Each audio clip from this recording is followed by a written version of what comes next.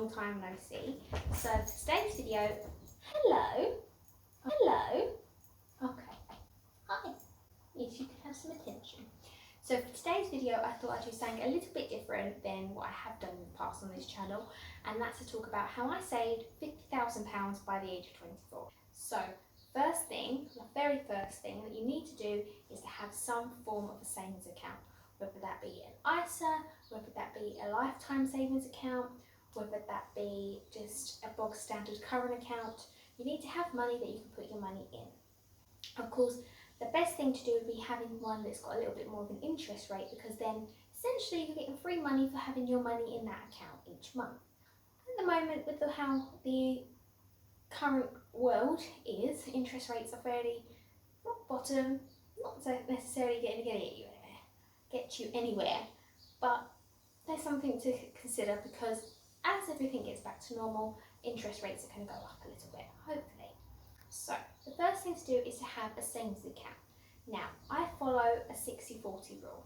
So in meaning, what that means is every single Christmas, birthday that I've ever had, or Easter as well, whatever sort of holiday you get, some are lucky enough to get some money from, I straight away would save 60% of that and have 40% for myself, or 50-50, whatever you prefer. But I've always been in the habit, ever since I was a little girl, that I wanted to save at least half of what I was given. You should always have a rainy day account.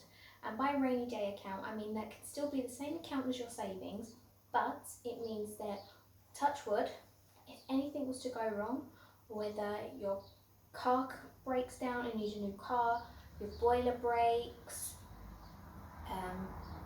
vet bills, like anything, that you've got some money on the side that you have for a rainy day that you can just take, and you don't have to panic or stress about where you're going to find the money. Now, another thing as a side note as well that you can possibly consider is getting a job, whether that be a part-time job, a full-time job, a paper round, anything along them lines that you can do to make money.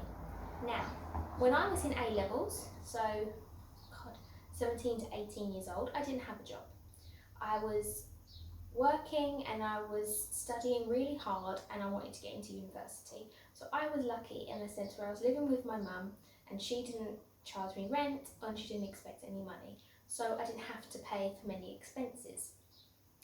Then, once I got into university, and then all of a sudden student finance kicks in, that's when I realised that I'm going to finish uni and I'm probably going to have debt.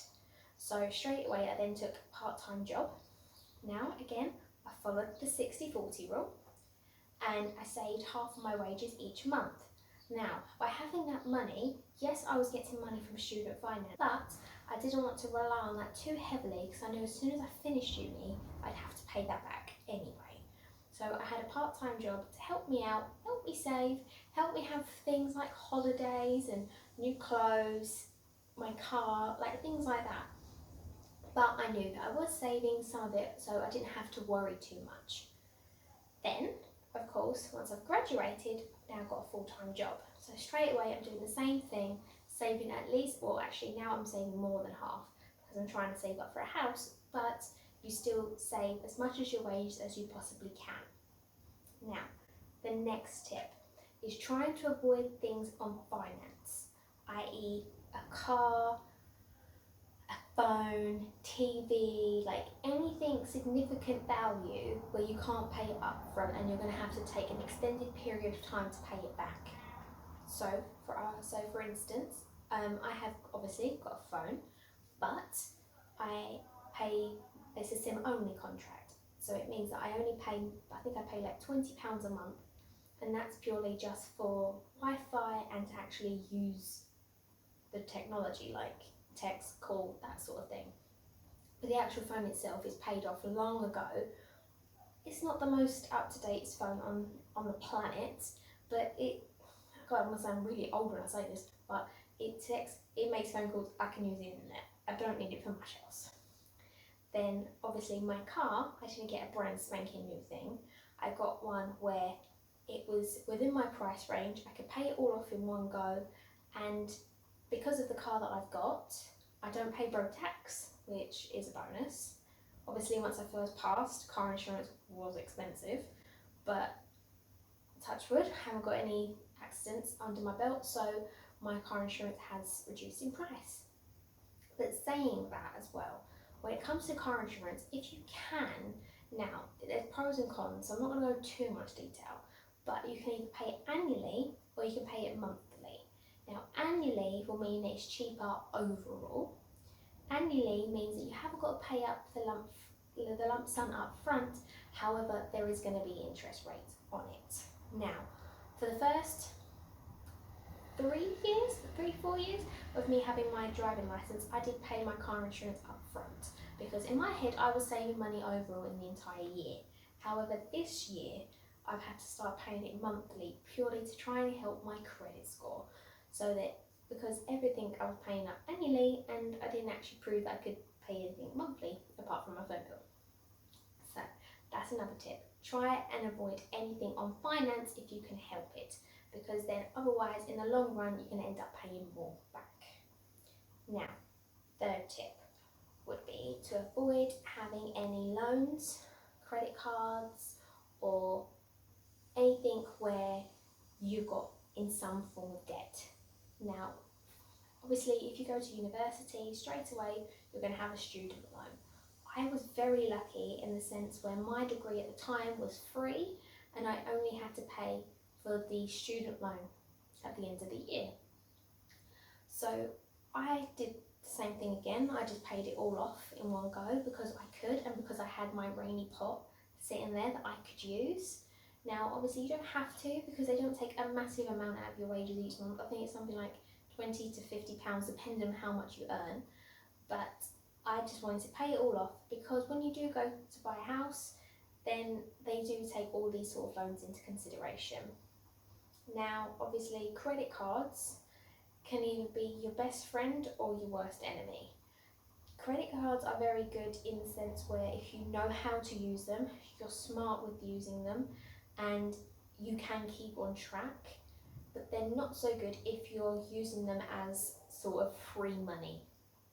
So essentially a credit card is a card which you use where you can pay things and it doesn't necessarily come out of your personal bank account at that specific time.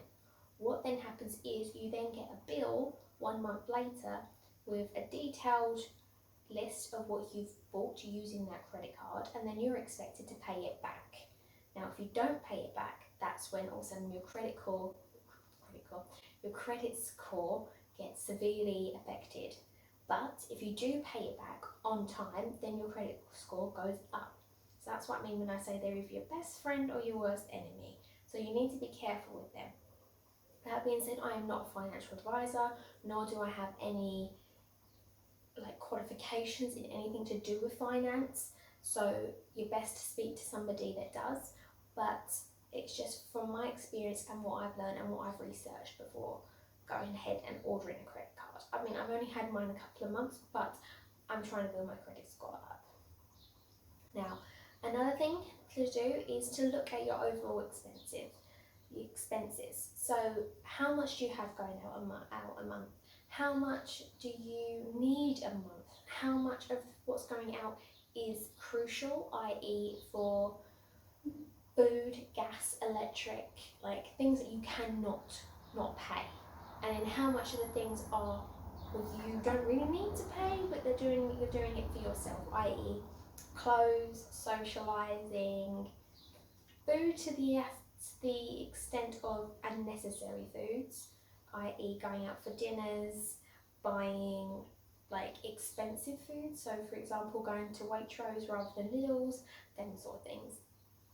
Now I watched a really good YouTube video by Patricia Bright, I'll link it down below, where she shows how you can break down your finances. And I done the same sort of thing, but I made it myself, where I sat down and I broke down my entire finances, compared it to my incomings, then I knew exactly what the gap was, whether I was minus or negative. I then looked at how many things I was paying for, how many things I actually needed to pay for. Then things like subscriptions, eating out, unnecessarily going shopping for the sake of, obviously, lockdown, you don't have necessarily had that, but little things like that. And then once I'd done that, I was able to then budget exactly how much I needed to spend, how much I wanted to spend, and compare that to how much I wanted to save. Now, I allocated a certain amount of money for holidays, socialising, savings. Like, I didn't let myself go without, but because I had a plan, I knew exactly how much money I needed to save. Also, side note of the whole planning your finances, obviously when it comes to things like Christmas, that is rather a big expense, and it comes around every single year, and every single year we always end up skint afterwards. Now, what I've got into the habit of, well, my mum got me into the habit of it, is every single month I put, so I've got a separate account, I put X amount of money into that account each month. So for example, me personally, I put £50 a month into my other savings account, so that when it comes to Christmas time, I have around £500 to £600 sitting in that account that I can use for the Christmas money, and then I don't have to rely on things like credit cards, finances, loans, anything like that. So my last and final tip is to look at your everyday living. So it's kind of like what I just said previously with looking at your finances, but in regards to your everyday living, these are things that you spend that you don't necessarily realise. So things like a Monzo card are really good because you can see exactly what you spend. So for example, do you get the bus? Do you get the train? Do you get a coffee on the way into work every day? Do you buy your lunch every day? Do you use unnecessarily betting apps? Do you pay for the lottery? Do you, like, little things like that? They may just seem like a couple of pounds, but they add up. So I don't personally have one, but I know a lot of my friends have got the Monzo app, and it just shows you exactly what you're spending your money on, how much you're spending your money on, and then you can kind of see, oh, I spent £30 this month on coffee. Is that really necessary? Maybe I could spend £3 on a tin and make it myself in my office. Or things like the bus. Like, do I really need to be getting the bus? Could I take my bike and cycle for 20 minutes rather than getting the bus for 15? It's just little things like that that if you look at it and then you add up the amount of money you're spending and then saving, it's soon to add up. So for example, let's say Jenny, she works 9 to 5, she gets a train to work every day, and then she gets a bus. So let's just say the train is £6 a day, there, and then obviously £6 back. She then gets a bus, which is £1.50 one way, when compared it could take her a 15-minute walk. She then buys a coffee every morning, lunch every day, and then on her way home from work, she then buys her shopping for that evening every single time after work. And then when she comes home, she then sits, watches the TV on one of her subscriptions, i.e. Netflix.